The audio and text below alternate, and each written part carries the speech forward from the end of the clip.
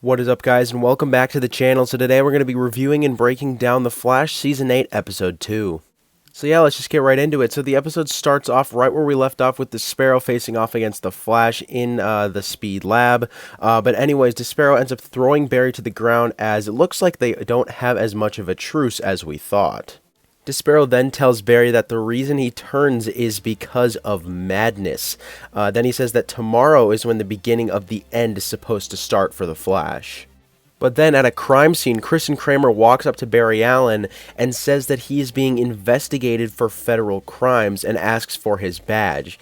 And it looks like Despero is somehow the cause of this, or, something else is just happening to make Barry just lose everything in one day. We then find out that they are accusing Barry of working with Joseph Carver back in Season 6. If you guys remember Joseph Carver, he was married to Mira Monarch, aka Eva McCulloch, and obviously he didn't do anything with Joseph Carver whatsoever.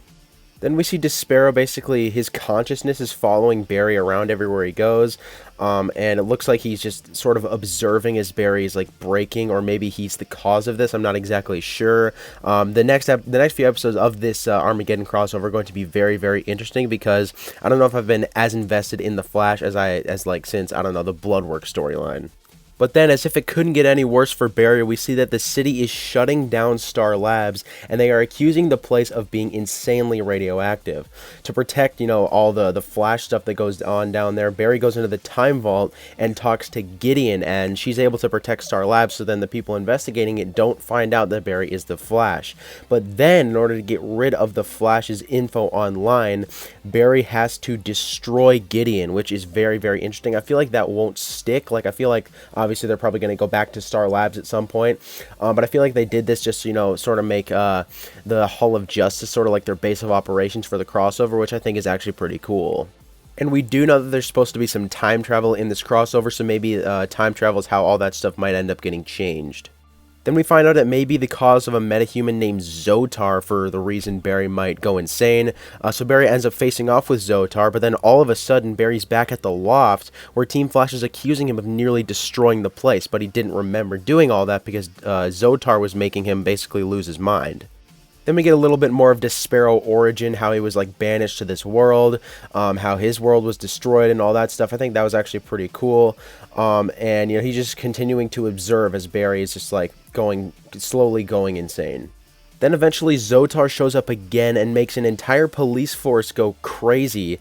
Then she uses telekinesis to nearly kill Barry, but then he is able to use lightning while being controlled by the telekinesis to defeat Zotar in one of the coolest ways possible. That was such a cool scene. First, in the first episode, we had Barry using flash time, him using speed mirages, all that stuff. And now in this episode, we had him doing some insanely cool things with lightning. So I definitely have to say Season 8 so far is it's way better than Season 7. But then the really interesting stuff starts happening. So then we find out that apparently Joe died 6 months ago, and Barry obviously had zero clue because he wasn't dead until apparently now. He hadn't been dead. Obviously, The Flash Season 7 ended less than 6 months ago, and Joe was perfectly fine. So I don't know exactly what could be going on here, but yeah, that was just that was just crazy, and that right there did make Barry basically go insane. But then something even more crazy happens. It shows Barry on the news hurting innocent citizens. So that was another crazy thing. And the metahuman Zotar, who was controlling everyone's mind, she was in handcuffs, so she could not have done that. So what exactly was going on here? Well, I have a little bit of a theory. But anyways, so Despero ends up appearing in the house while they're watching the news, and Barry eventually gets away after a weapon built by Chester is able to knock down Despero. And then at the end of the episode, we finally go back to the Hall of Justice, which is really cool to see, where we see Black Lightning and Barry talking. Barry says that there's injustice, which is a really cool line.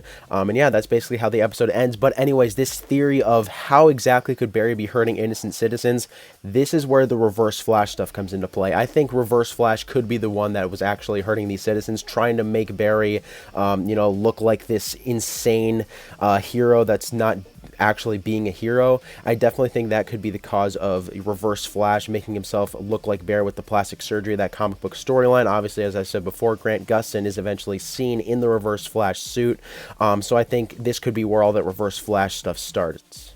But anyways, I'd say that's about it, guys. Thanks for watching. Make sure to comment your thoughts on this video down below, as well as your thoughts on the episode. I thought this is one of the best episodes we've ever had, probably since episode 7 of season 6. This episode was great. Just comment your thoughts on all this stuff down below, and yeah, I'll see you guys in the next video.